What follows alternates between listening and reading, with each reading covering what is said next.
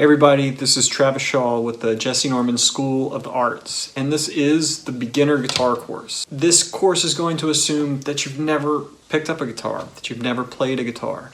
And we're going to go through a few lessons and a few different things to kind of give you a sense of how much music is available on this instrument. You don't even have to be able to play, do complicated things. We can find so much music with such simple things. So I hope you guys enjoy it, and I hope you'll join me for the adventure.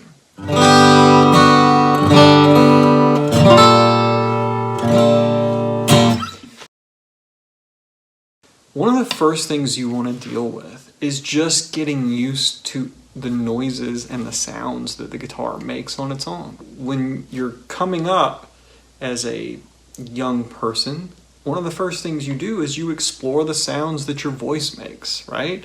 And probably most of us have seen this with younger siblings or with younger cousins, right? We all love it when they just start making noise. So the guitar, we kind of got to treat it the same way. One of the ways that I like to encourage students to just kind of make some noise and find some sounds is to just start with the right hand. I like to start with a pick, but you don't have to. You can play it however you want to. But I like to use the pick, and I just kind of hold it between two fingers and my thumb. Some people like to hold it like this, between their thumb and kind of this part of their finger. And I say, you just find whatever feels comfortable, because there's really no right or wrong. It's just whatever you like. Having the freedom to explore, it's kind of cool. Once you have this thing over here, this pick, or whatever you choose to use, start by playing the lowest pitch string on the guitar. And then play the next one, and the next one, and the next one, and the next one. See what kind of sounds come out of your guitar.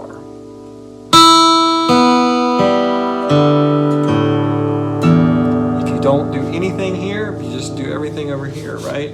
You can kind of... Right? So I'm playing individual strings, just one string at a time.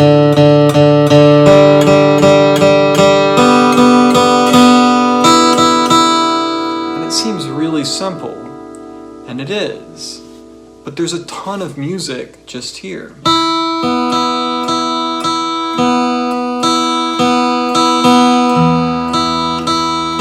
So explore this side of the instrument, kind of be a little bit free.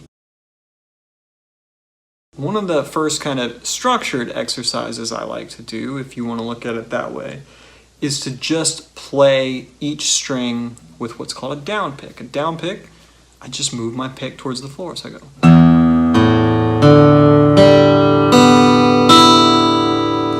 That's going from the lowest pitch string to the highest pitch string. Right? And then I can go from the highest pitch string to the lowest pitch string. And I can also go from the highest pitch string to the lowest pitch string using all down picks.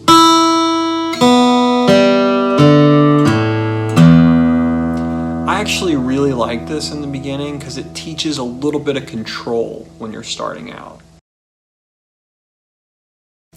A control can be really nice because if you can start to control what you're doing, you can kind of start to direct what you're doing a little bit. So this is a really good way to just experience messing around with control.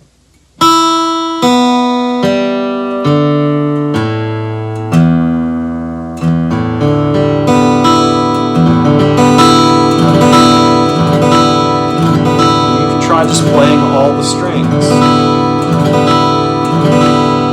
One of the things you might notice as you begin to experiment with this is that your guitar might not be in tune. A lot of times when a guitar is out of tune, it can sound not great. It can sound really weird and crazy. It's a good idea to get a very simple tuner app so that you can work on trying to get your guitar in tune and move these pegs around over here, right? If you move it one way, it goes lower. If you move it the other way, it goes higher. And you can just experiment with it. You can kind of get a sense of how they change. Some places sound pretty good. Other places sound a little bit different, right?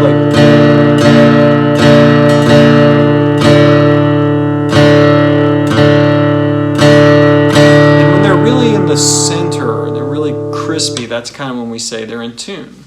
But just get a simple tuner app, because when you're starting out, that's the best way to try to experiment with getting your guitar in tune. I really like an app called Guitar Tuna, T-U-N-A.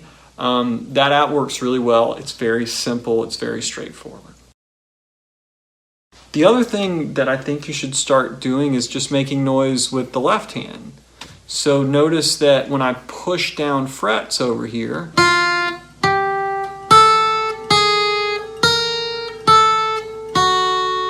I get different sounds, right? And if I do different strings, I get different sounds. So I just experiment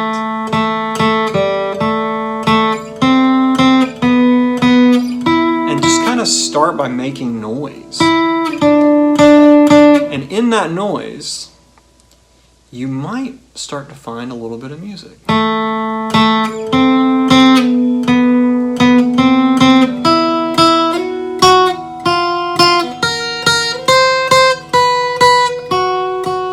It doesn't have to be anything that's perfect, right? We don't have to write a symphony. We don't have to write a song.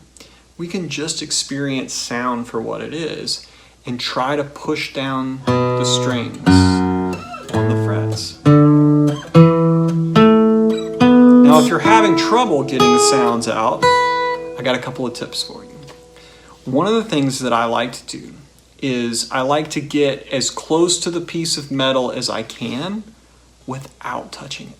So I just snug up to that piece of metal and then I push the string down really firmly against the fingerboard. And just doing that almost every time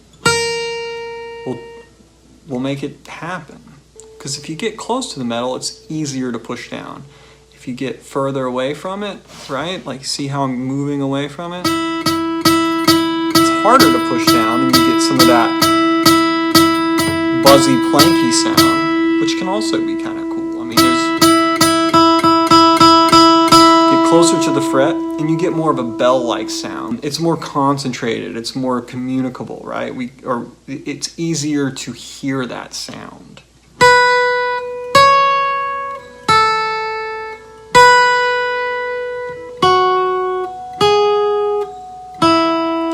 And you just experiment with making noise. You know, but maybe you try to organize the noise. You start to try to organize it so that the noise has some kind of like a little bit of rhythm to it, or a little bit of repetition to it, or a little bit of flow to it, right? So if I go,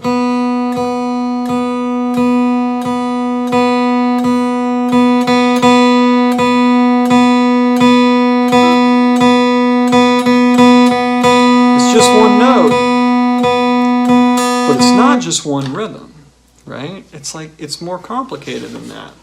And we have an intuition that we can use to start uncovering these rhythms. So you have to kind of trust yourself, and you have to just experiment. You have to just make mistakes and not make mistakes and just try. It's all really simple in the beginning.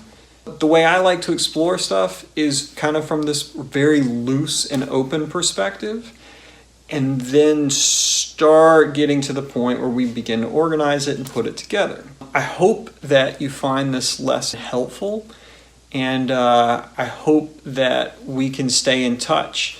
Because here at the Jesse Norman School of the Arts, we're doing some really cool things, and we're building some interesting courses that we can't wait to share with everybody.